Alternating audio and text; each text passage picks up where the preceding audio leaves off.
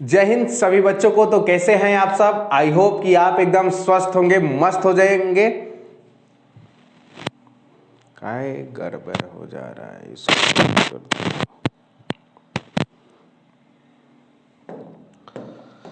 जय हिंद सभी बच्चों को। तो कैसे हैं आप सब? आई होप कि आप एकदम स्वस्थ होंगे, मस्त होंगे।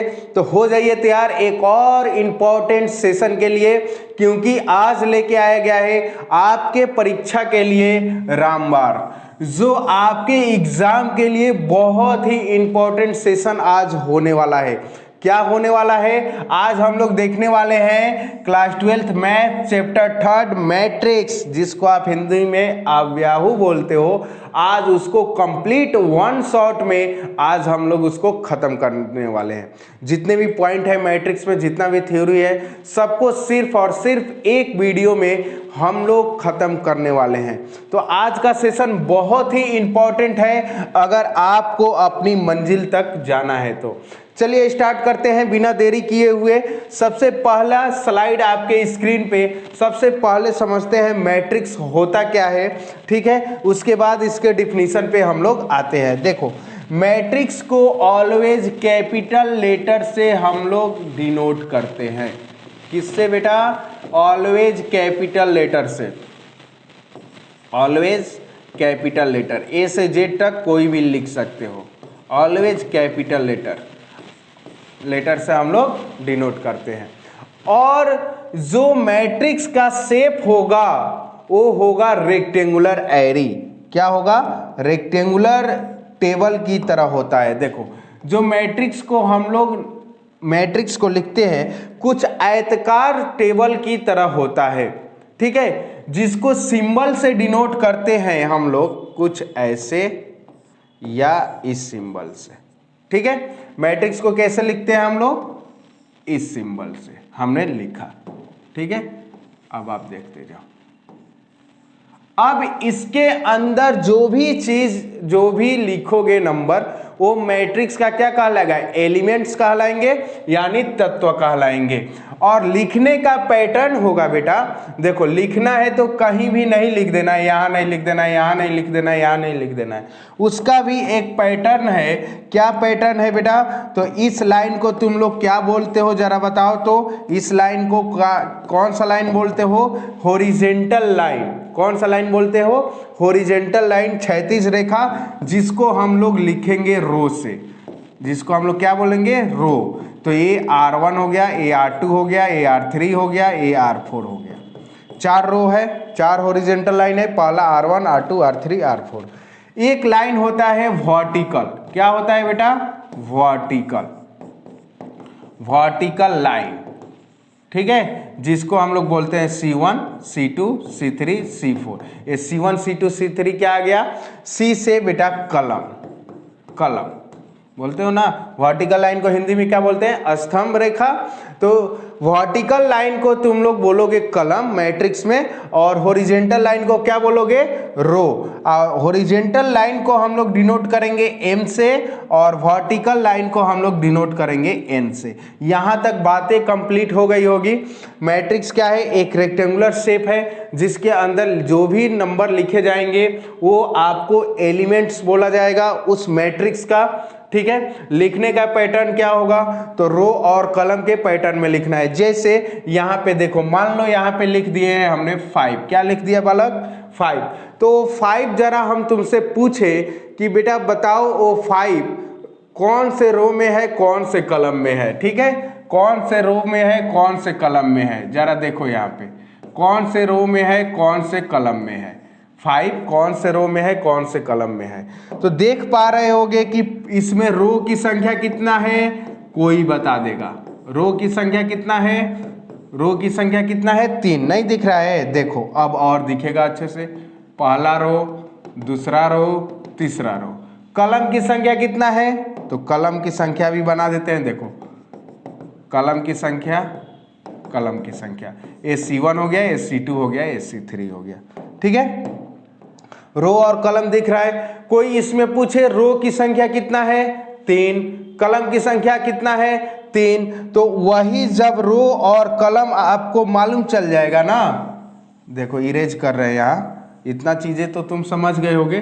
जब रो और कलम की संख्या मालूम चल जाए तो तुमको मालूम चल जाएगा मैट्रिक्स का ऑर्डर।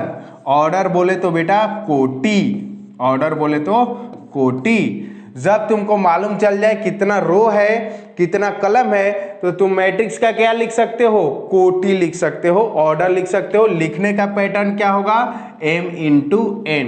m क्या है, नंबर ऑफ रो 3, कलम क्या है 3, तो ये हो गया आपका मैट्रिक्स का ऑर्डर।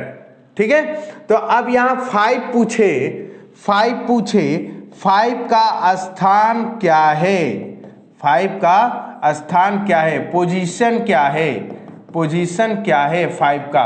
तो पहला रो है पहला कलम है, पहला रो है पहला कलम है। तो जरा ध्यान से देखना, ए इक्वल लिखे हो तो उसको एलिमेंट को दिखाने के लिए स्मॉल कर देना, बी लिखे होगे एलिमेंट को दिखाने के लिए स्मॉल कर देना।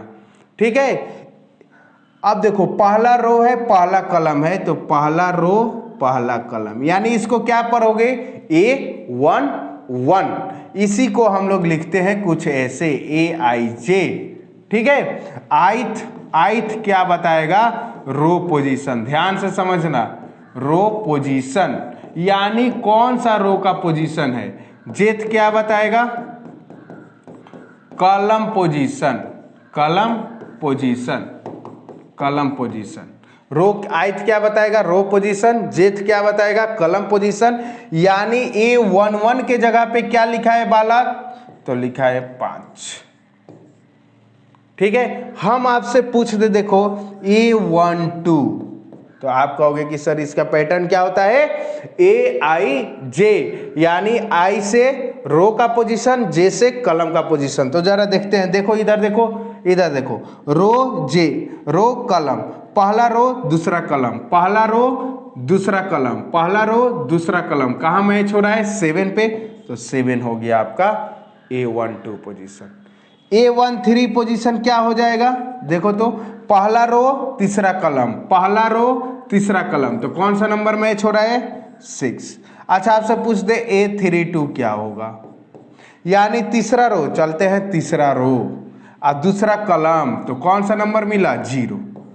तो ये आप पहचान लिख सकते हो, फाइंड कर सकते हो। यानी समझ गए कि मैट्रिक्स के अंदर लिखे गए एलिमेंट का पोजीशन क्या होता है, कैसे हम लोग लिखते हैं।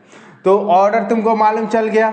अब यहां से एक बात और तुमसे पूछ दे, जरा ध्यान से समझना, total number of elements, total number of elements, total number of elements क्या होगा, मैट्रिक्स में लिखे गए कुल तत्वों की संख्या क्या होगा।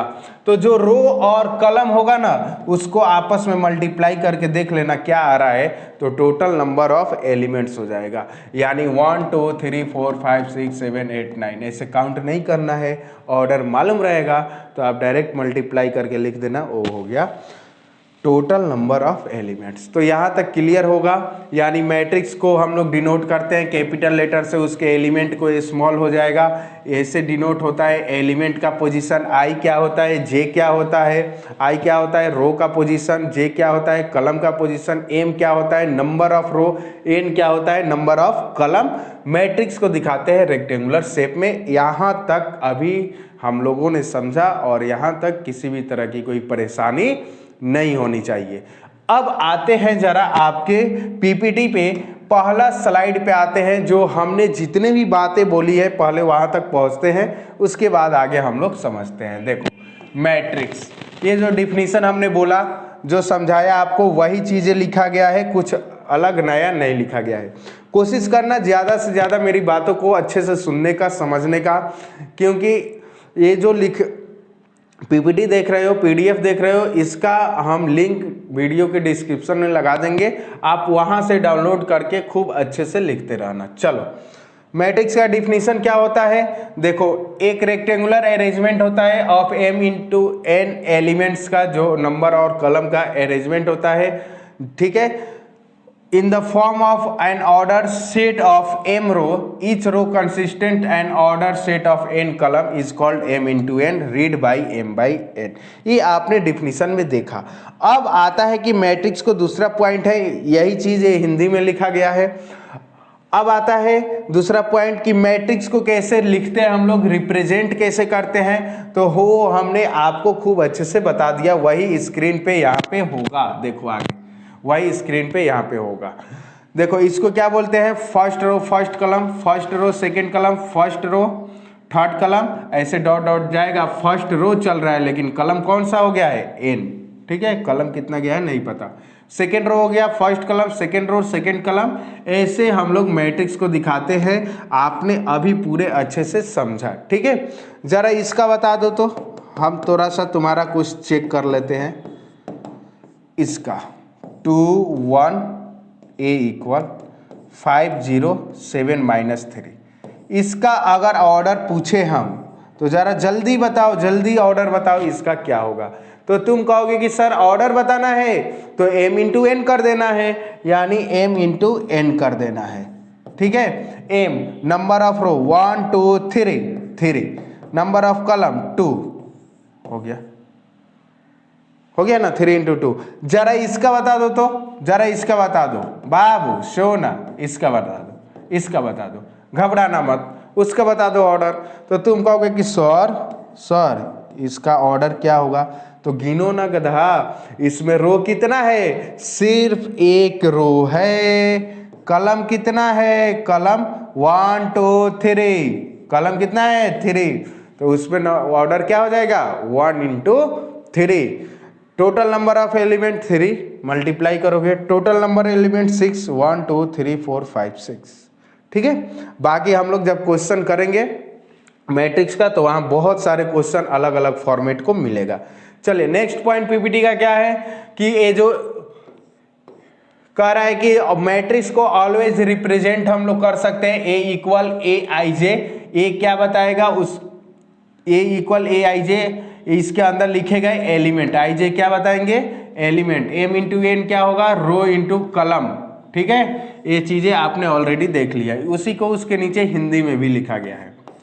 संख्याएं, उसके अंदर जो लिखी जाती है संख्याएं, उसके अंदर जो लिखी गई है संख्याएं, जैसे इसके अंदर जो भी चीजें ये लिखी गई है ये सब क्या है बेटा, ये सब क्या है एलिमेंट्स है। किसके एलिमेंट्स है, मैट्रिक्स के एलिमेंट्स है। ठीक है, चलिए आगे बढ़ते हैं। ith क्या होता है, रो का पोजीशन, जे क्या होता है कलम का पोजीशन, आपने ऑलरेडी इसको देख लिया। चलिए आगे बढ़ते हैं। ए आई जे वही बोला जा रहा है जो अभी हमने आपको अच्छे से आई जे के बारे में बताया। ith क्या होता है, रो का पोजीशन होता है, जे क्या होता है कलम का पोजीशन होता है। अब आते हैं कुछ एक एग्जाम्पल के लिए, आप एग्जाम्पल आया है आपके सामने, घबराना नहीं है, कंसेप्ट को अच्छे से समझना है, देखना है कि हम कैसे बना रहे हैं, उसके बाद आपको दूसरा क्वेश्चन ऐसे ही बनाना है। ठीक है, कॉपी पेन बंद कर दो और स्क्रीन पे अच्छे से देखो।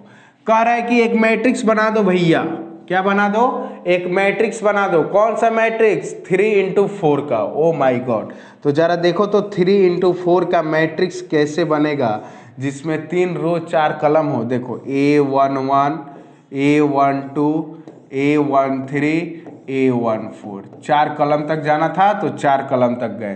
3 रो चाहिए, 3 रो चाहिए, A22 A23 A24 A31 A32 A33 A34 हो गया, जिसका ऑर्डर क्या है देखो तो 3 इंटू 4। ठीक, ये आपका ऑर्डर हो गया। कह रहा है कि मैट्रिक्स बनाइए जिसके अंदर जो एलिमेंट्स होगा, एलिमेंट्स जो होगा देखो ए आई जे, जो एलिमेंट्स होगा वो i प्लस जे के रूप में लिखा हो, यानी A11 A11 A11 A11। ठीक है, क्या होगा देखो i भी प्लस जे, यानी 1 + 1 2, यानी A11 के प्लेस पे क्या आएगा 2। A12 1 + 2 क्या हो गया 3, A13 1 प्लस 3 क्या हो गया 4, A14 क्या हो गया 1 प्लस 4 5, यानी समझ रहे हो। A21 क्या हो जाएगा 2 प्लस 1 3, A22 क्या हो गया 2 plus 2 4, A23 2 plus 3 5, A24 2 plus 4 6, ठीक है। A31 3 plus 1 4, A32 3 plus 2 5, A33 3 plus 3 6, A34 3 plus 4 7। समझ में आ गया। जो पैटर्न आपका बोला रहेगा बस आई और जे को वैसे ही कर देना है। ऐसा क्वेश्चन आपके एनसीईआरटी बुक में मिलेगा, ठीक है। घबराना नहीं है, अभी सीखते चलो मुन्ना, अभी बहुत सफर मैट्रिक्स में करना है, अभी ये स्टार्ट हुआ है। देखो तो आप फाइनल मैट्रिक्स क्या आ गया 1 3 4 5 3 4 5 6 4 5 6 7, ये रह गया आंसर पहले क्वेश्चन का। बोल रहा था एक मैट्रिक्स बनाइए जिसका ऑर्डर 3 इंटू 4 हो। 3 इंटू 4 का एक मैट्रिक्स बनाए हैं जिसके अंदर लिखे गए एलिमेंट कुछ इस रूप का होना चाहिए। किस रूप का, आई प्लस जे के रूप में हमने लिख दिया। सेम इसी पैटर्न आई माइनस जे के रूप में आपको बना लेना है, एच डब्ल्यू रहा, ठीक है। चलिए आगे बढ़ते हैं। यहां तक हम लोग मैट्रिक्स को समझे, सीखे और एक एग्जाम्पल भी हम लोगों ने कंप्लीट किया। आगे बढ़ते हैं तो आपके देख रहा होगा कि अब मेरा टॉपिक क्या है, अवयवों के प्रकार, टाइप्स ऑफ मैट्रिसेस। ये क्या है, मैट्रिक्स का प्लूरल वर्ड है, टाइप्स ऑफ मैट्रिक्स। अब हम लोग देखेंगे मैट्रिक्स कितने प्रकार के होते हैं, कौन कौन होते हैं, एक एक चीज को अच्छे से समझेंगे। एग्जाम में आपके लिए कौन सा इंपॉर्टेंट होगा वो भी हम बताएंगे। चलिए पहला आएगा रो मैट्रिक्स, नाम से ही मालूम चल रहा है रो मैट्रिक्स, ठीक है। रो किसको बोलते हो, हॉरिजॉन्टल लाइन को। कह रहा है a matrix having only one row, oh my god, वैसा मैट्रिक्स जिसके अंदर सिर्फ और सिर्फ एक रो हो। कितना रो हो बेटा, एक रो हो, उसको बोलेंगे हम लोग रो मैट्रिक्स। क्या बोलेंगे, रो मैट्रिक्स। जैसे देखो एग्जाम्पल के लिए, इस मैट्रिक्स में नंबर ऑफ रो कितना है, एक। कलम तो कितना भी हो सकते हैं ना, बट ध्यान रहे सिर्फ एक रो होना चाहिए, उसको बोलेंगे row matrix. General representation important है बेटा, जनरल रिप्रेजेंटेशन। एक मैट्रिक्स है A इक्वल AIJ जिसका ऑर्डर है 1 इंटू 8। अगर मान लो ऐसा कहीं भी बुक में क्वेश्चन में कहीं भी लिखा है तो तुमको समझ जाना है ये कौन सा मैट्रिक्स को बता रहा है, रो मैट्रिक्स को बता रहा है। कैसे समझेंगे, सिर्फ एक रो है, कलम तो कितना भी हो सकता है, ठीक है। तो ये क्या हो गया, रो मैट्रिक्स, ठीक है। चलिए आगे बढ़ते हैं। तो जनरल रिप्रेजेंटेशन ध्यान में रखना। दूसरा है कलम मैट्रिक्स, सेम रो मैट्रिक्स की तरह। कह रहा है कि वैसा मैट्रिक्स जिसके पास सिर्फ एक कलम हो। कितना कलम हो बेटा, एक कलम हो, उसको बोलेंगे हम लोग कलम मैट्रिक्स। एज फॉर एग्जाम्पल, उदाहरण के लिए A इक्वल 1 2 -1, ठीक है। जिसका ऑर्डर अगर हम पूछे 1 2 3, 3 रो एक कलम, 3 इंटू 1। जनरल रिप्रेजेंटेशन क्या होगा, देखो स्क्रीन पे A इक्वल AIJ एक मैट्रिक्स है, ठीक है, जिसमें कलम की संख्या एक लिखना है, तो रो कितना भी हो सकता है, तो A हो गया आपका M इंटू 1, ठीक है। चलिए आगे बढ़ते हैं। नेक्स्ट क्वेश्चन बोल रहा है, next type third square matrix. नाम से ही मालूम चल रहा होगा बेटा स्क्वायर है तो क्या होगा। देखो तो स्क्वायर किसको बोलते हो, जरा देखो तो एक सेकेंड, इसी को ना बोलते हो ना, स्क्वायर उसको बोलते हो ना।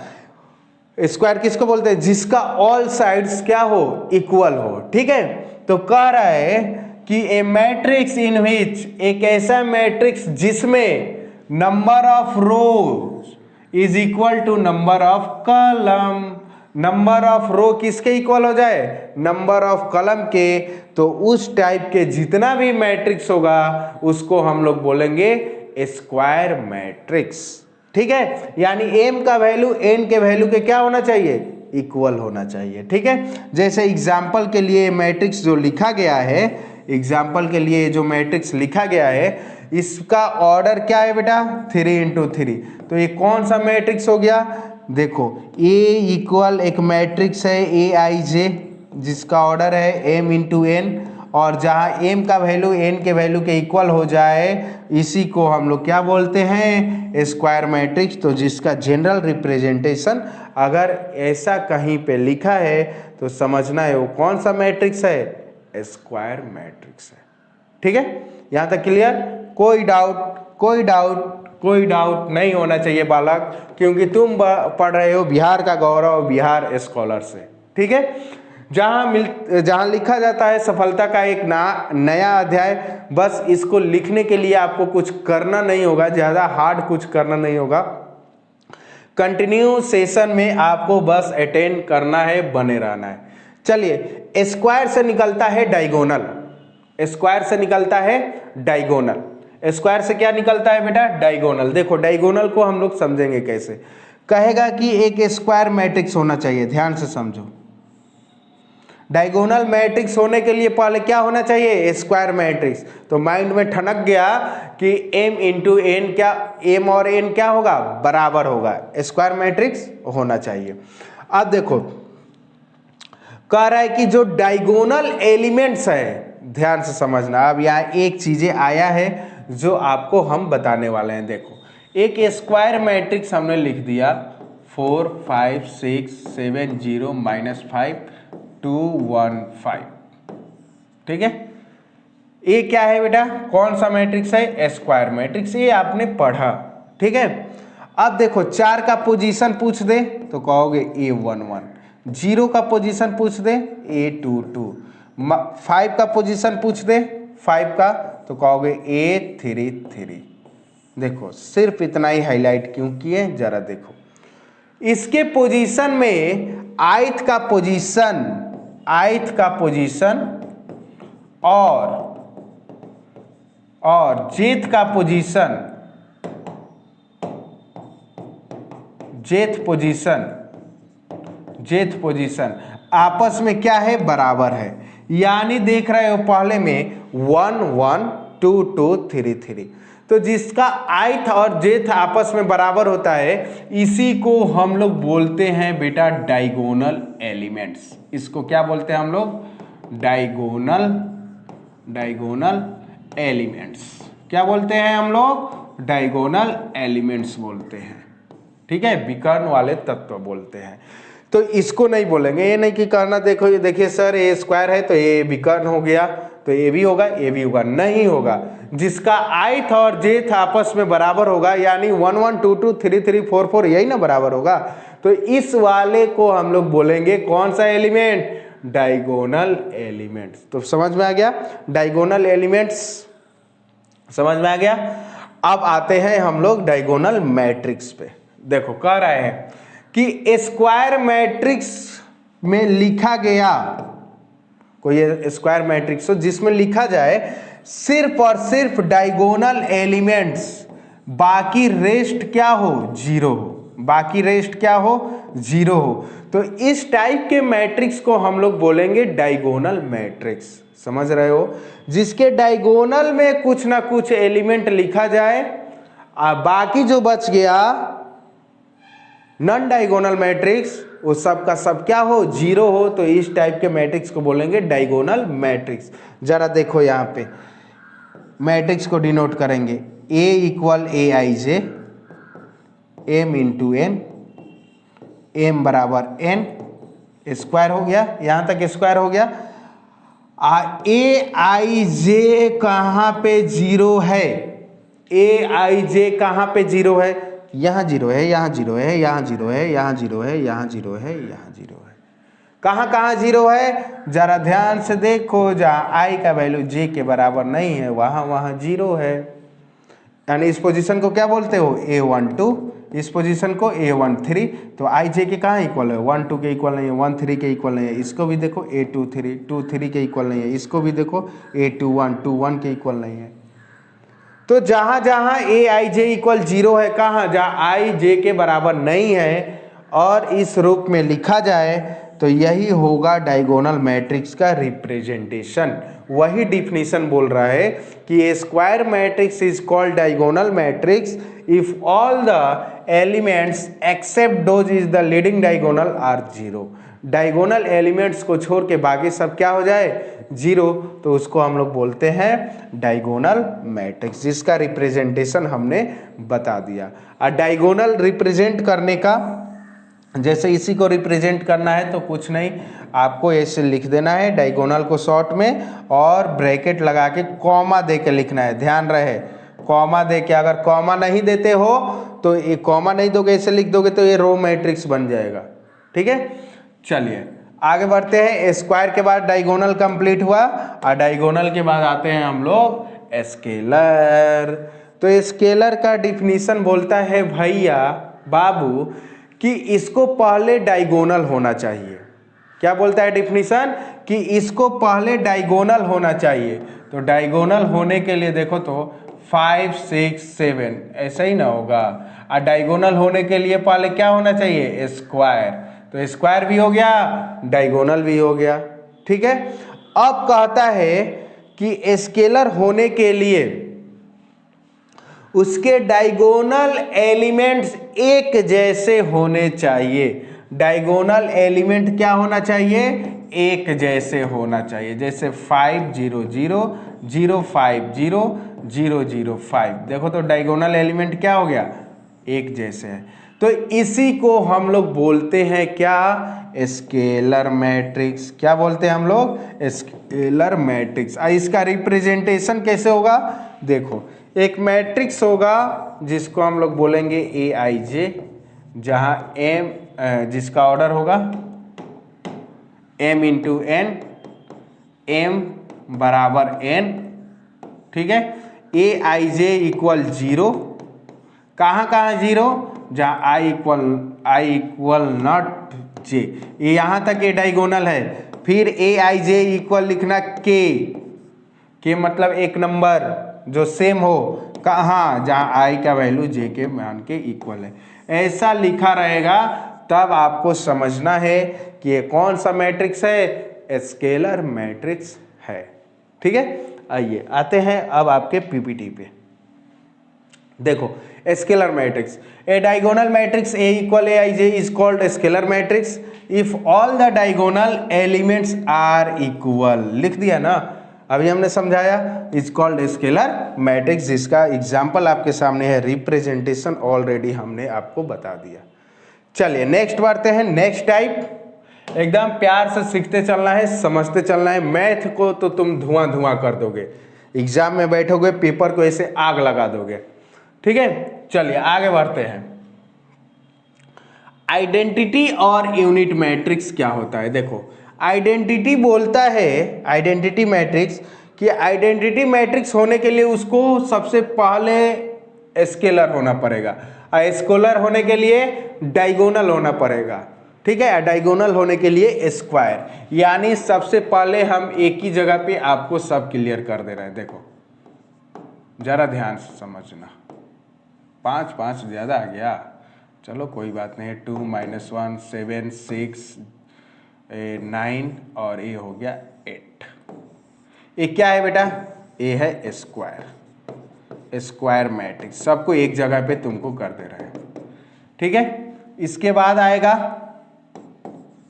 डायगोनल, 1 5 6 0 0 0 0 0 0।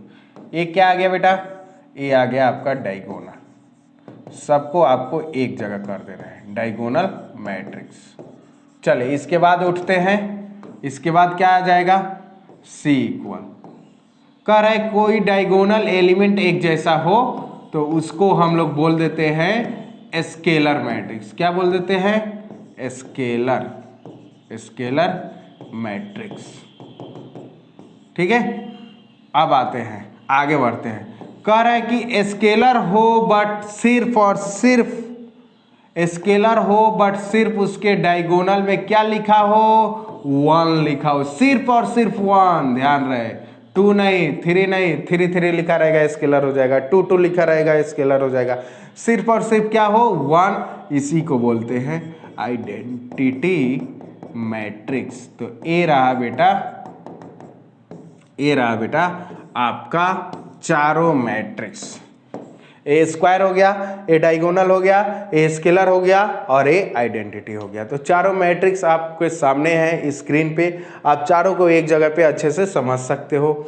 सबका जनरल रिप्रेजेंटेशन भी हमने बताया है। चलिए देखिए, कह रहा है, अब आते हैं डिफिनीशन पे। ए डायगोनल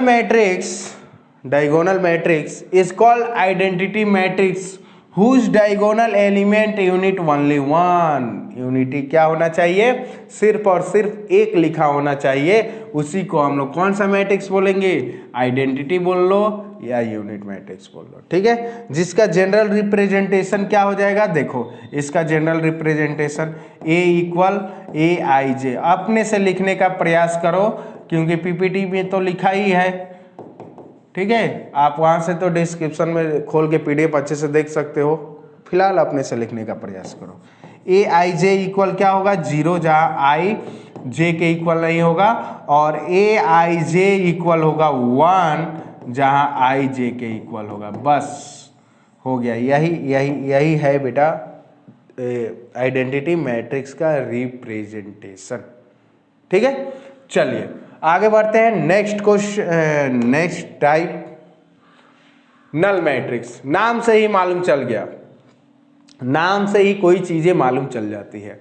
देखो, शून्य मैट्रिक्स, नल मैट्रिक्स क्या होता है। नल मैट्रिक्स तो कह रहा है a matrix whose all elements, वैसा मैट्रिक्स जिसके अंदर लिखे गए सारे एलिमेंट क्या हो, शून्य हो, 0 हो, वो कहलाता है zero matrix.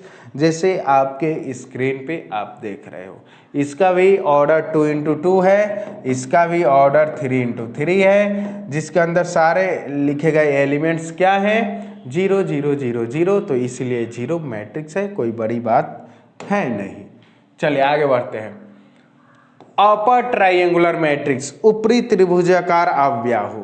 Upper triangular matrix देखो, ध्यान से बोर्ड पे देखो, ए स्क्वायर मैट्रिक्स सबसे पहले होना चाहिए अपर ट्राइंगुलर या लोअर ट्राइंगुलर होने के लिए। Is called upper triangular matrix A i J equal 0। बिल्कुल ए आई जे इक्वल 0 कहाँ होगा, जहां आई का value A i J equal 0, जहां आई ग्रेटर देन जे हो। जहां जहां आई जे से बड़ा हो वहां 0 लिखा गया हो तो समझ जाना है अपर ट्राइंगुलर मैट्रिक्स होगा। जैसे एज फॉर एग्जांपल, इस पोजीशन को क्या बोलते हो, 2 1। इस पोजीशन को क्या बोलते हो, 3 1। इस पोजीशन को क्या बोलोगे, A4 1। इस पोजीशन को क्या बोलोगे, A4 2। इस पोजीशन को क्या बोलोगे, A4 3। इस पोजीशन को क्या बोलोगे, A3 2। तो देख रहे हो 2 1 से बड़ा है, 3 1 से बड़ा है, 4 1 से बड़ा है, 4 2 से बड़ा है, 4 3 से बड़ा है, 3 2 से बड़ा है। ठीक है, जहां जहां आई का मान जिसके मान से बड़ा हो वहां 0 लिखा गया हो तो उसको समझ जाना है क्या है, अपर ट्राइंगुलर मैट्रिक्स है। ठीक है, सेम ऐसा ही पैटर्न आता है लोअर ट्राइंगुलर मैट्रिक्स के लिए, जिसको निचला त्रिभुजाकार अव्याहु बोलते हैं, जिसके अंदर बोलता है कि ए आई जे इक्वल 0 तो हो, लेकिन कहाँ 0 हो, ए आई जे इक्वल 0 तो होगा, लेकिन जहां आई छोटा रहेगा तो प्लट जाएगा इस कॉर्नर को छोड़ के उस कॉर्नर पे। ठीक है, इस पोजीशन को क्या बोलोगे, A1 2 A1 3। इस पोजीशन को A2 3। जहां आई क्या है, छोटा है जे से। देखो जहां आई जे से छोटा है सब जगह। तो अपर हो गया, लोअर हो गया, पहचान लोगे क्वेश्चन में। बाकी जो बातें होगी क्वेश्चन होगी जब आएगा तो हम लोग वहां पे डील करेंगे। चलिए आगे बढ़ते हैं। टाइप्स होता है मैट्रिक्स का खत्म, टाइप्स होता है बेटा मैट्रिक्स का खत्म। अब यहां से चलते हैं इक्वलिटी ऑफ मैट्रिक्स। मैट्रिक्स को समानता यानी दो मैट्रिक्स को इक्वल मैट्रिक्स हम लोग कब बोलेंगे। ठीक है, आप भी पानी पी लो, तब तक हम पानी पी रहे हैं।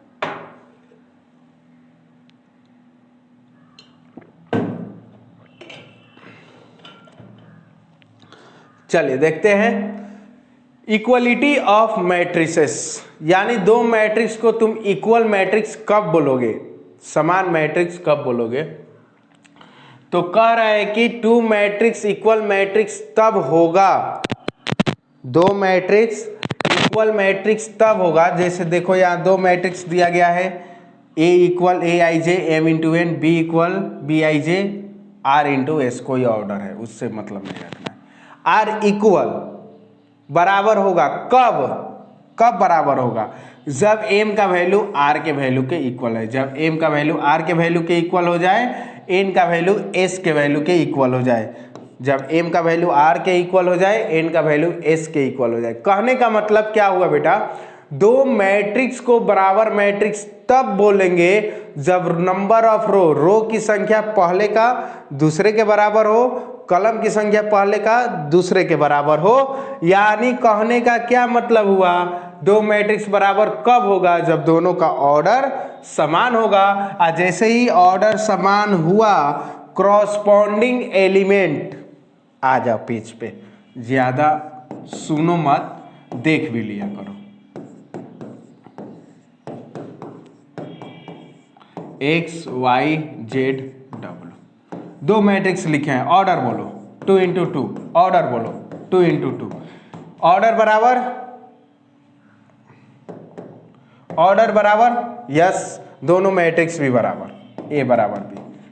आज जैसे ही बराबर होगा, क्रॉसपॉन्डिंग एलिमेंट यानी ए i J equal b i जे हो जाएगा। इसका मतलब क्या हुआ, देखो पहले का A11 एलिमेंट दूसरे के A11 एलिमेंट के बराबर होगा, तो 4 किसके बराबर होगा, x के, 4 किसके बराबर हो गया, x के। दूसरा 3 किसके बराबर हो जाएगा, y के। 5 किसके बराबर हो जाएगा, z के। 6 किसके बराबर हो जाएगा, w के। तो ए i J equal b i जे कब होगा, जब दो मैट्रिक्स का दिया गया नंबर ऑफ ऑर्डर एक समान हो। ठीक है, देखो तो ये रहा आपका, ये रहा, इसको हिंदी में भी इसको लिख दिया गया है।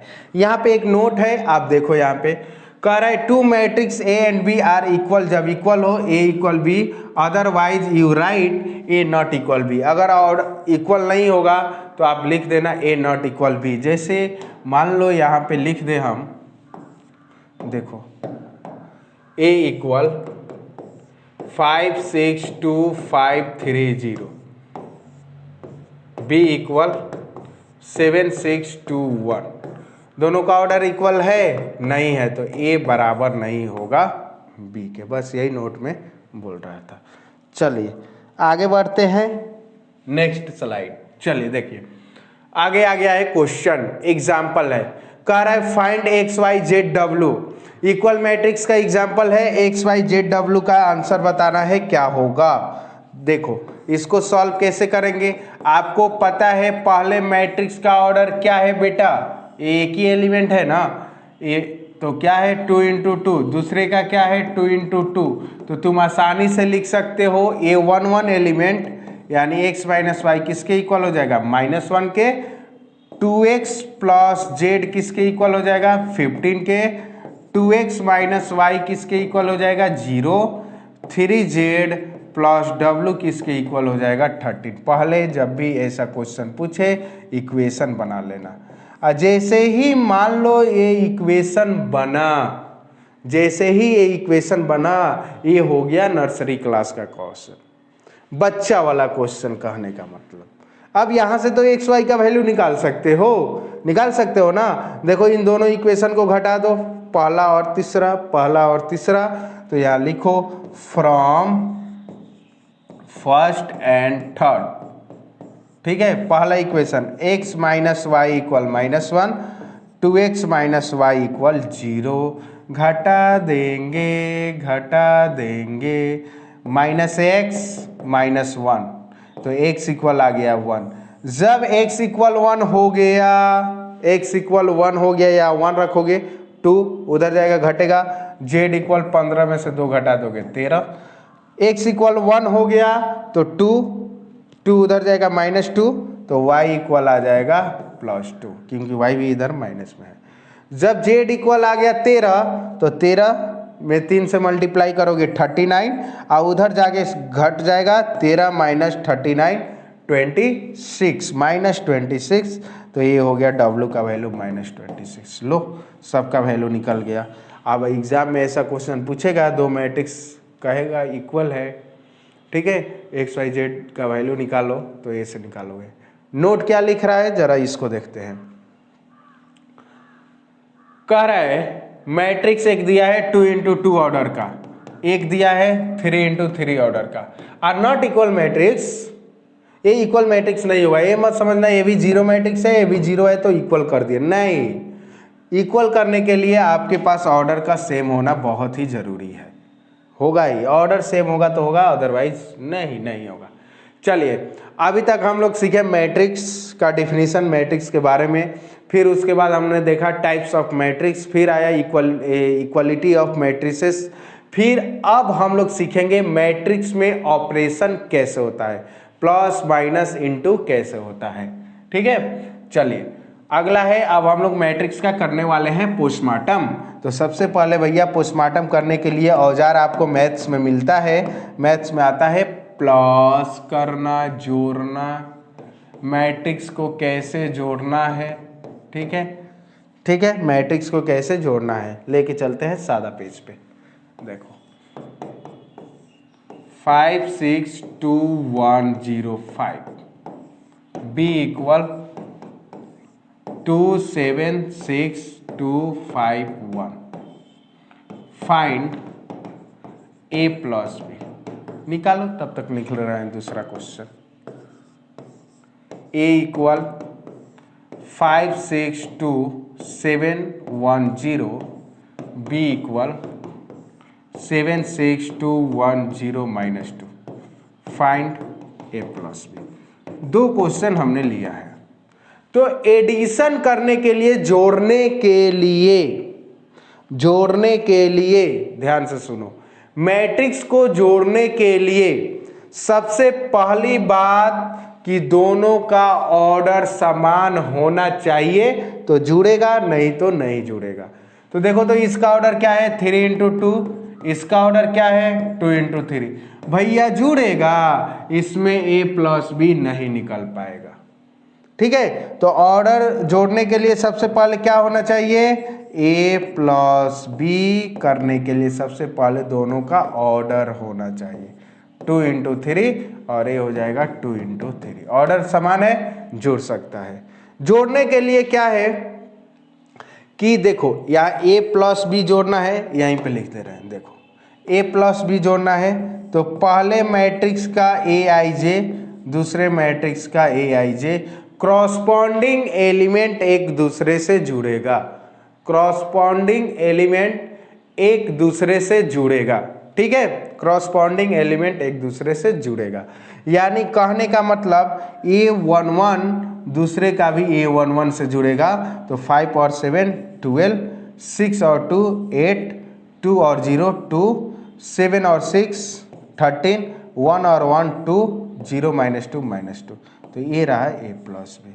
तो जोड़ने के लिए सबसे पहले भैया क्या होना चाहिए, दोनों का ऑर्डर समान होना चाहिए। तो वही कह रहे हैं मैट्रिक्स का जोड़ के लिए कि लेट a एंड b, मान लो दो मैट्रिक्स है जिसका ऑर्डर है m × n, then sum a plus b is a matrix of order m × n b obtain adding the corresponding elements of a and b। Corresponding elements एक दूसरे को जोड़ के ही उसको एडिशन करना है। कब करना है, जब ऑर्डर दोनों का बराबर हो जाए तब, ठीक है। उसी को हिंदी में लिखा गया है, नोट में देखते हैं, the sum of two matrices is defined only when, कब, जब they are of the same order. जो बातें हमने आपको बताया है वह यहाँ तक हो गया। यहाँ a प्लस b है, आप निकाल सकते हो इसको HW में कर दे रहे हैं। 1 किससे जुड़ेगा 6 से, 2 किससे जुड़ेगा 5 से, 3 किससे जुड़ेगा 4 से, 4 किससे जुड़ेगा 3 से, आप ऐसे करके निकाल सकते हो इस क्वेश्चन का आंसर। इसी को बोला जाता है एडिशन ऑफ मैट्रिसेस। ठीक है, चलिए ऐड सीख लिया आपने। तो ऐड सीखने के बाद उसका कुछ प्रॉपर्टी होता है, उसको देख लेते हैं। प्रॉपर्टी 1 2 3 4 5। ए प्लस बी करो या बी प्लस ए, रिजल्ट में कोई दिक्कत नहीं है। कम्युटेटिव लॉ, एसोसिएटिव लॉ, ए में जीरो मैट्रिक्स को जोड़ो तो आएगा या ए, या जीरो में ए को जोड़ो तब भी आएगा ये आप ऑलरेडी जानते हो। एग्जिस्टेंस ऑफ इनवर्स क्या बोलेंगे, ए प्लस माइनस ए, उसी का निगेटिव जोड़ने पे क्या मिलेगा आपको, जीरो। और ए सब कैंसिलेशन लॉ क्या होगा, मान लो ए प्लस बी इक्वल ए प्लस सी है, तो तुम बी बराबर क्या लिख सकते हो, सी। ए और ए दोनों साइड सेम रहेगा तो एलिमिनेट हो जाता है, ये आप ऑलरेडी जानते हो। तो ये मैट्रिक्स का एडिशन का प्रॉपर्टी है। क्वेश्चन में इसको आपको पूछेगा, दो मैट्रिक्स दे देगा, बोलेगा कि इतना बराबर इतना दिखाइए, इतना बराबर इतना दिखाइए। तो हम लोग मिलेंगे क्वेश्चन में। चलिए अब आता है सब्ट्रैक्शन। एकदम डिटो कॉपी पेस्ट, एकदम डिटो हूबहू कॉपी पेस्ट, बस प्लस की जगह पे माइनस रख देना। यानी जब दो मैट्रिक्स को घटाना हो तो सबसे पहले दोनों का ऑर्डर बराबर हो, और बराबर होने के साथ क्रॉसपॉन्डिंग एलिमेंट घट जाएगा। देखते हैं एग्जाम्पल है कि नहीं। देखो एग्जाम्पल है, देखो a माइनस बी निकालना है तो क्रॉसपॉन्डिंग एलिमेंट घट जाएगा, a माइनस बी बराबर हो जाएगा 2, घट जाएगा किससे, 1 से, तो आ गया 1। Minus 3 minus 2 minus 5, 1 minus minus 3 plus 4, 0 minus 4 minus 4, 7 minus 8 minus 1, minus 9 minus minus 4, तो प्लस 4 हो जाएगा, माइनस 5 हो जाएगा। पहला का आंसर। दूसरा क्वेश्चन, अब देखो फाइंड इसका वैल्यू निकालना है a माइनस 2b का। तो a माइनस 2b का वैल्यू निकालना है, दूसरा क्वेश्चन है। तो a माइनस 2b का वैल्यू निकालना है, तो दोनों क्या है बेटा, इक्वल मैट्रिक्स है। तो इक्वल मैट्रिक्स है तो देखो, तो दूसरा यहाँ सॉल्व कर दे रहे हैं।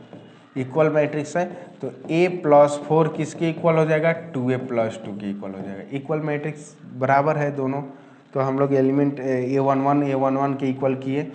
तो a हो गया 4 माइनस 2, 2a माइनस a, तो 2 इक्वल a इक्वल आ गया 2। तो जब a का मान 2 आ गया तो b कहाँ है, देखो तो b यहाँ है, तो 3b इक्वल b प्लस 2 हो गया। ठीक है, 2 आ गया इधर माइनस 2, b माइनस 3b, तो क्या आ जाएगा, minus 2 equal minus 2b, cross cross cross b equal आ गया 1। ठीक है, तो a माइनस 2b का वैल्यू, a माइनस 2b का वैल्यू, a का मान है 2, b का मान है 1, तो ये हो जाएगा 2 माइनस 2 0, 2 माइनस 2 0। ये रहा आपका कंप्लीट आंसर। ठीक है, चलिए आगे बढ़ते हैं। एडिशन हो गया, सब्ट्रैक्शन हो गया, अब आते हैं मल्टीप्लिकेशन ऑफ ए मैट्रिक्स। बेटा दो मैट्रिक्स को गुणा कैसे करें, ठीक है, उससे पहले देखेंगे कि केवल मैट्रिक्स में सिंगल नंबर से, जैसे देखो a इक्वल एक मैट्रिक्स लिख दिए हैं 5 4 6 2, इसका ऑर्डर क्या है बेटा, 3 × 1, 3 रो है एक कलम है। आपसे पूछ दे 2a का वैल्यू, आपसे पूछ दे 5a का वैल्यू, आपसे पूछ दे 7a का वैल्यू, तो ये 7 5 2 ये सब क्या है, स्केलर नंबर है। ठीक है, तो मैट्रिक्स में स्केलर नंबर से गुणा करने के लिए, मल्टीप्लिकेशन करने के लिए उसके सारे एलिमेंट में उस नंबर से मल्टीप्लाई कर देना होता है। जैसे 2a का वैल्यू पूछ दे आपसे, 2a का वैल्यू पूछ दे, तो a में किससे मल्टीप्लाई हो जाएगा, 2 से, यानी सारे एलिमेंट में 2 से मल्टीप्लाई हो जाएगा। 10 12 4 हो गया। मान लो जैसे 5a का पूछता तो 5 से सारे एलिमेंट में मल्टीप्लाई हो जाता, 25 30 10। कोई दिक्कत नहीं। तो यही बोल रहा है multiplication of matrix bye a scalar में, कि एक नंबर से मल्टीप्लाई होगा तो उसके सारे एलिमेंट में उस स्केलर नंबर से मल्टीप्लाई कर देना है। इसी को हम लोग बोलते हैं मैट्रिक्स का मल्टीप्लिकेशन बाय ए स्केलर। ठीक है, अब आते हैं समझते हैं, जहां समझने वाली बात है अब 3a का वैल्यू निकालना है तो 3a का निकाल सकते हो ना। देखो तो 3 - 6 3 बच्चा वाला क्वेश्चन डाल दिया है। 9 6 a हो गया 15 12 -3 हो गया, 3a का वैल्यू निकल गया। अब आते हैं क्वेश्चन ए उठता है कि सर चलो मान तो लिया हमने कि चलिए इसके आगे टॉपिक है। पहले एक जो हम लोग बाई स्केलर पर है उसका प्रॉपर्टी देख लेते हैं। ए और बी दो मैट्रिक्स है, ठीक है,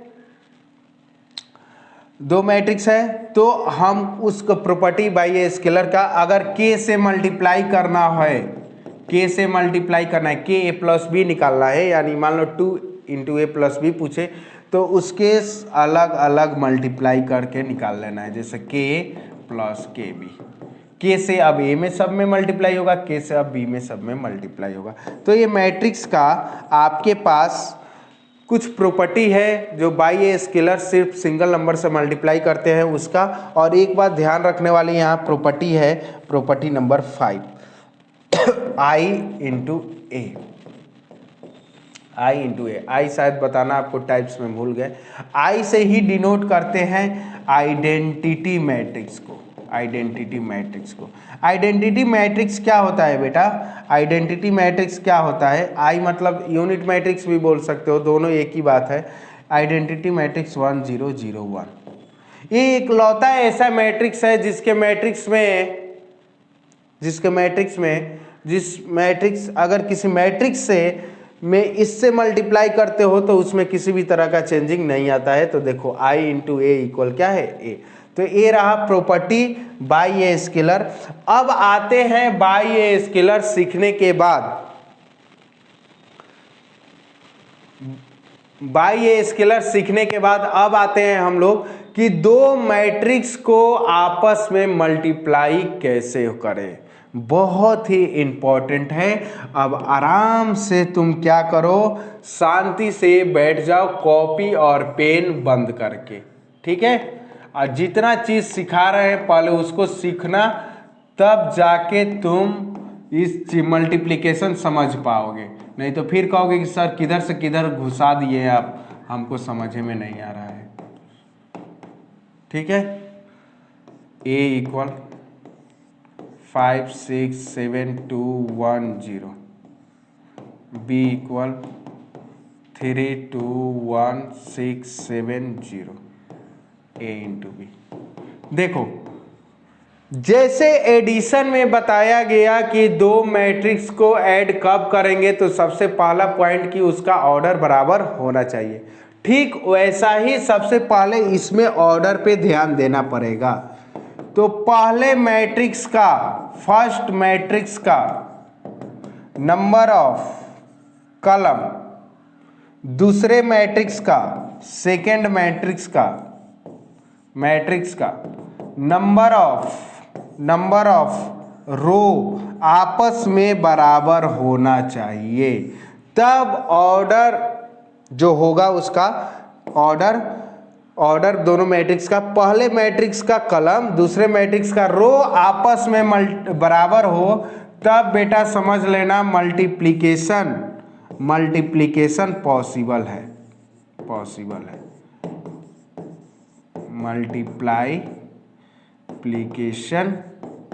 मल्टीप्लिकेशन पॉसिबल है। कब पॉसिबल है? जब पहले मैट्रिक्स का कॉलम दूसरे मैट्रिक्स के रो के बराबर हो जाए। पहले तो तुमको ये चेक करना है, जैसे ऊपर देख रहे हो 2 × 2 है, इसको भी देख रहे हो 2 × 2 है, मल्टीप्लाई हो जाएगा, पॉसिबल है, मल्टीप्लिकेशन हो जाएगा, क्योंकि number of column number of row के इक्वल है, ठीक है। इसमें देखते हैं तो 3 × 2, इसमें देखते हैं 2 × 3। देखो तो 2 number of column number of row के इक्वल है, तो ये भी पॉसिबल है, मल्टीप्लाई हो जाएगा। अब इसके बाद आते हैं पॉइंट पे कि मल्टीप्लाई करेंगे कैसे। पहले समझ लो मल्टीप्लाई होगा कब? जब पहले मैट्रिक्स का नंबर ऑफ कॉलम दूसरे मैट्रिक्स का नंबर ऑफ रो के क्या हो जाए? इक्वल हो जाए, तो मल्टीप्लिकेशन आपका हो सकता है, पॉसिबल है, ठीक है। अब आते हैं भैया कि मल्टीप्लाई करेंगे कैसे, तो उसके लिए ट्रिक है ध्यान से समझना, नहीं तो उड़ जाएगा। ट्रिक है, जो सोया है उसको खड़ा खड़ा से मल्टीप्लाई कर दो, जो खड़ा है, आप फिर वापस से सुला दो। जो सोया है उसको खड़ा से मल्टीप्लाई कर दो, फिर सुला दो। ऐसे मल्टीप्लाई करना है। अगर एक लाइन में समझो, कुछ ऐसे मल्टीप्लाई करना है और बराबर में लिखना है रो में। ये रो हो गया, ये वर्टिकल हो गया, लिखना किस में है? रो में। ट्रिक समझ रहे हो? उठाना है रो से, मल्टीप्लाई करना है वर्टिकल में, लिखना है रो में। जरा शांति दिमाग से समझना, क्वेश्चन लिख रहे हैं, गलत ना हो जाए। स्क्रीन पे जरा ध्यान से देखना, नजर बनाए रखना, ठीक है। 1042। चलो देखो भैया, सबसे पहले आपको बताया गया कि मल्टीप्लाई करने के लिए number of column number of row के इक्वल है। इसका ऑर्डर है 2 × 2, इसका ऑर्डर है 2 × 2। Number of column number of row के इक्वल है, मल्टीप्लाई होगा, ठीक है। तो सबसे पहले उठाना है रो, तो सबसे पहले आप उठा लो R1, इसको मल्टीप्लाई करना है, देखो खड़ा वाला से, ठीक है। तो मल्टीप्लाई कैसे होगा? देखो 5 पहला का पहला से करना, 5 का 1 से, 5 का 1 से 5, ठीक है। अगले स्टेप में लिख देंगे 5 प्लस 2 मल्टीप्लाई करने के बाद एलिमेंट को लिखना प्लस। आप देखो पहला का पहला से हो गया, 6 का 4 से, 6 का 4 से हो गया। अब देखो पहला का इससे हो गया, पहला का इससे हो गया ना, पहला रो जो ऐसा था हो गया। अब सेम ऐसे ही पैटर्न अब दूसरे रो को लेना, पहले रो को काम खत्म होना चाहिए, फिर आगे बढ़ेंगे। 2 का 1 से प्लस, फिर 1 का 4 से। अब इन दोनों का इससे हो गया, तो अब इससे करेंगे सेम। तो अब रो को 5 को 0 से, 5 को 0 से प्लस 6 को 2 से, 6 को 2 से, 2 को 0 से प्लस 1 को 2 से। अब कुछ नहीं करना है। अब तो यहाँ से 6 क्लास का हो गया, नर्सरी क्लास का हो गया। 5 प्लस 24 29, 4 2 6, 0 12, ये हो गया 2, हो गया मल्टीप्लिकेशन। कोई बड़ी बात नहीं है, जरा इसको ध्यान से समझना, 5-6 बार इसको प्रैक्टिस कर लेना, मल्टीप्लिकेशन हो जाएगा, कोई बड़ी बात नहीं है। बस ये माइंड में फिगर मत भूलना, मल्टीप्लाई करते हैं रो को, कलम से लिखते हैं रो में, ठीक है। चलिए अब आगे बढ़ते हैं। जो अब आपका टॉपिक था, यही चीजें लिखा गया है जो अभी हमने बताया। मल्टीप्लिकेशन, दो मैट्रिक्स को आपस में कब मल्टीप्लाई करें? मल्टीप्लिकेशन बाय मैट्रिसेस, ठीक है। चलिए देखिए थ्योरम में, पीपीटी में लिखा क्या गया है। For two given matrices, for two given matrices A and B, we say that the product AB is exist only when the number of row in A, बेटा एक गलत हो गया है, इसको लिख लेना कलम, कलम इन A is equal to number of row in B। PPT में थोड़ा गलत हो गया है, सुधार लेना। पहले मैट्रिक्स का कलम दूसरे मैट्रिक्स के रो के इक्वल होता है तब हम लोग मल्टीप्लाई करते हैं, अदरवाइज उसको मल्टीप्लाई नहीं हो सकता है, ठीक है। आज जो सबसे बड़ी बात यहाँ ध्यान से समझना, अभी हमने जो समझाया बेटा, इसका ऑर्डर क्या होगा? अभी देखो जरा ध्यान से समझना, एक एक चीज़ें कुछ हो समझना कि मिस ना हो, ठीक है। MCQ देखो, इसका ऑर्डर क्या आया? 2 × 2। खैर इसका क्वेश्चन में 2 × 2 था, 2 × 2 था, तो आया 2 × 2। तो मल्टीप्लाई करने पे मान लो, देखो यहाँ पे पहले मैट्रिक्स का ऑर्डर है m × n, दूसरे मैट्रिक्स का ऑर्डर है n × p। तो जो मल्टीप्लाई होगा AB का जो मल्टीप्लाई होगा, जो आएगा, मान लो हमने मान लिया CIJ, तो जो मल्टीप्लिकेशन होने के बाद जो ऑर्डर आता है वो पहले मैट्रिक्स का रो दूसरे मैट्रिक्स के कलम के बराबर होता है। ये चीजें आपको ध्यान में रखना, MCQ क्वेश्चन में बनता है। अभी आपको पीपीटी में वही चीजें लिखा था, हमने देखा तब हमने आपको बताया। देखो A का ऑर्डर है, B का ऑर्डर है, ठीक है। तो मल्टीप्लाई करने पे n × p होगा। मल्टीप्लाई करने पे जो रिजल्ट हमको आएगा उस मैट्रिक्स का उसका ऑर्डर होगा, पहले मैट्रिक्स का रो दूसरे मैट्रिक्स का कॉलम के बराबर होगा।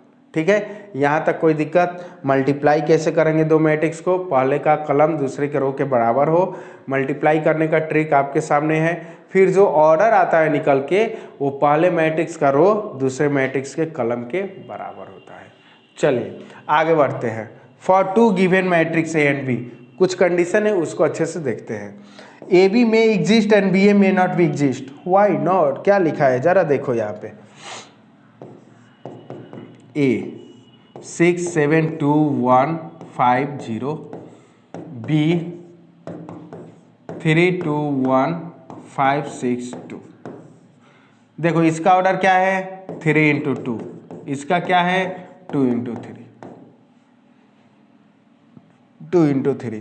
तो देखो तो ए बी मल्टीप्लाई हो सकता है, number of column number of row के इक्वल है, number of column number of row के इक्वल है। मान लो बी ए मल्टीप्लाई करना चाहें तो बी ए का ऑर्डर क्या है? 2 इंटू 3, ए का ऑर्डर क्या है? 3 इंटू 2।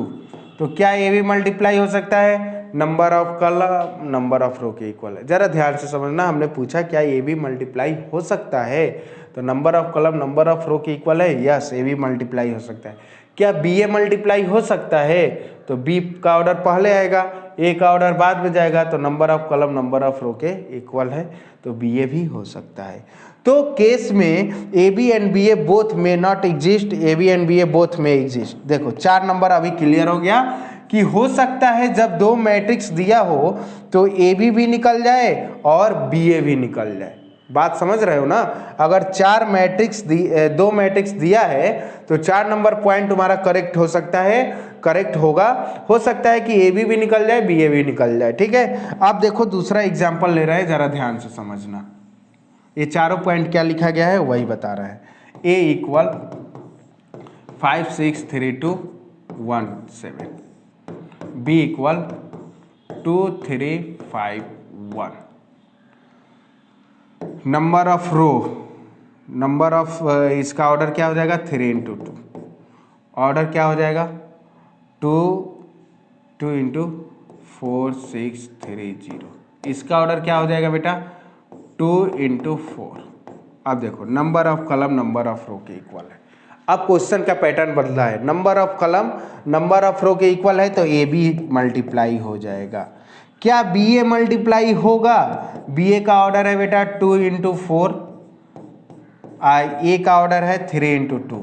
तो देखो तो number of column number of row के कहाँ इक्वल है? इक्वल है? नहीं इक्वल है। तो ये जरूरी नहीं है कि मान लो तुम ए बी मल्टीप्लाई कर रहे हो तो बी ए भी मल्टीप्लाई हो जाए। बात समझ रहे हो ना? ये जरूरी नहीं है। जैसे ए नंबर के लिए, जैसे देखो 2 इंटू 3 मल्टीप्लाई करोगे तो 3 इंटू 2 के इक्वल होगा वो नंबर के लिए। ठीक वैसे ही इसी पैटर्न पे बोल रहा है कि ये जरूरी नहीं है कि ए बी का मल्टीप्लाई कर रहे हो तो बी ए भी मल्टीप्लाई हो जाए।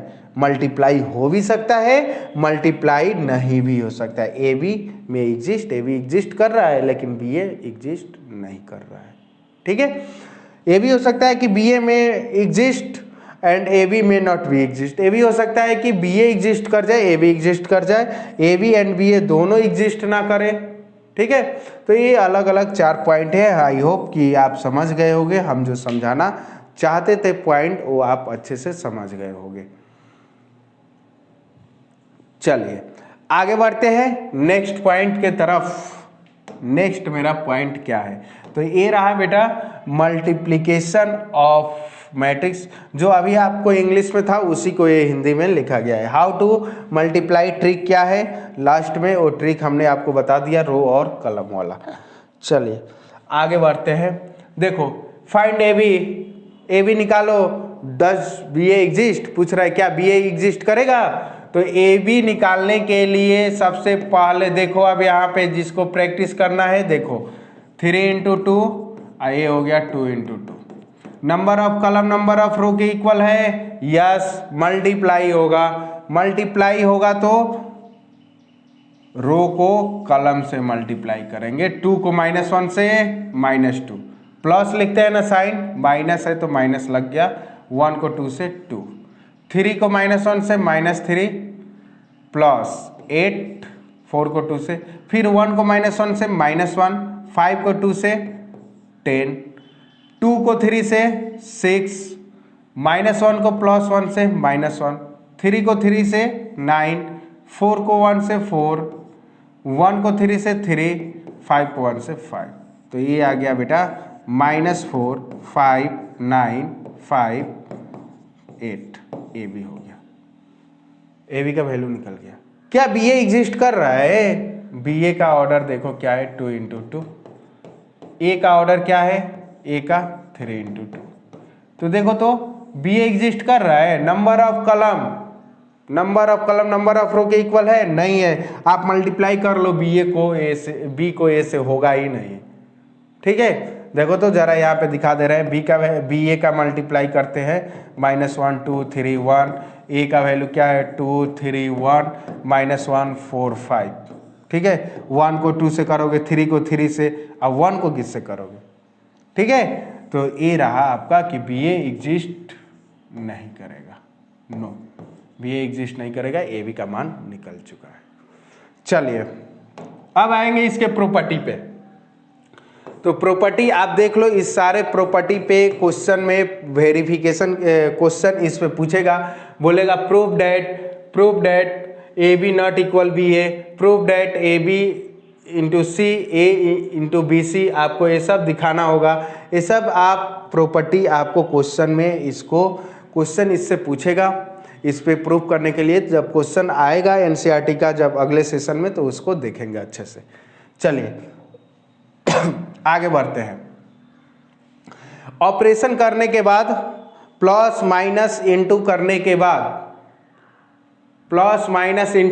बाद, अब आता है कि भैया मैट्रिक्स का ट्रांसपोज क्या होता है।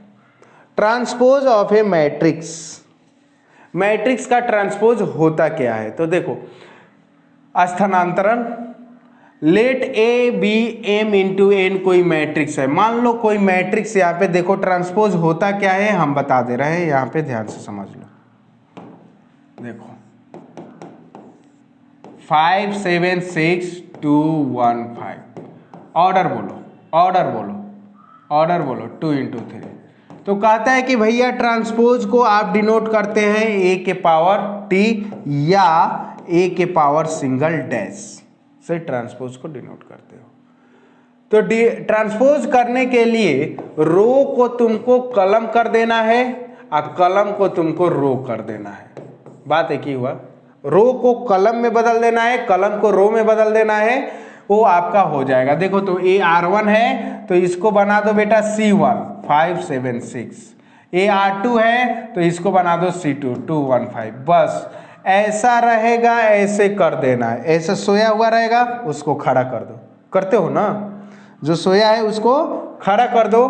तो ये हो गया आपका ट्रांसपोज ऑफ ए मैट्रिक्स, जब भैया इसका ऑर्डर हो जाएगा 3 × 2। तो देखो तो दोनों में डिफरेंस रहा कोच। जब भी ट्रांसपोज होता है, मान लो m × n का कोई मैट्रिक्स है, अगर इसको ट्रांसपोज कर दे तो ये हो जाएगा कौन से ऑर्डर का मैट्रिक्स? n × m ऑर्डर का मैट्रिक्स। कौन सा ऑर्डर का मैट्रिक्स? n × m ऑर्डर का मैट्रिक्स। ठीक है, चलिए तो यही थ्योरम में बोल रहा था कि ए matrix m × n then the matrix obtained by interchanging the row and column of A is called the transpose of A denoted by A के पावर डैश और A के पावर T। तो आप उसको क्या कर दोगे? ट्रांसपोज कर देंगे, तो उसका ऑर्डर भी आपको चेंज हो जाएगा। वही बता रहा है यहाँ, ith jth पोजीशन हो जाएगा, jth ith पोजीशन हो जाएगा ट्रांसपोज होने के बाद। ठीक है, चलिए तो आप ट्रांसपोज कर लोगे ना। ये उसी का हिंदी में लिखा गया है। इसका ट्रांसपोज बता दो क्या होगा, जल्दी बता दो, सीख लिए तो। 2√2 0 3 - 2 2/5। ये हो गया बेटा ट्रांसपोज। इसका ऑर्डर है 2 × 3, तो इसका ऑर्डर हो गया 3 × 2।